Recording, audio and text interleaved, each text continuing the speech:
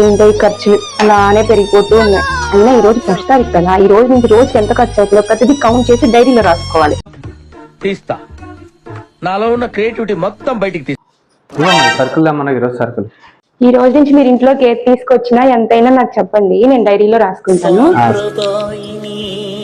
ఈ రోజు ఎంతైనా ఉంది సరుకులు? 300 అయింది.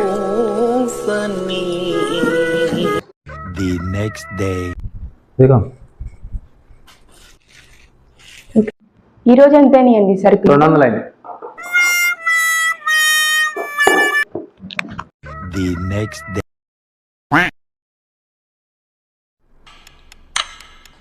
ఏంటి రోజు రాగానే సరుకులు ఎంత అయినాయి ఏంటి అని అడుగుతావుగా, ఈ రోజు ఏంటి అడగటం లేదు, రాయటం లేదు? రోజు ఉండే సరుకులే కదా, నేను రాసిన మటుకి తగ్గిద్దా పాడా? ఆ మాత్రానికి రాయటం ఎందుకు, అడగటం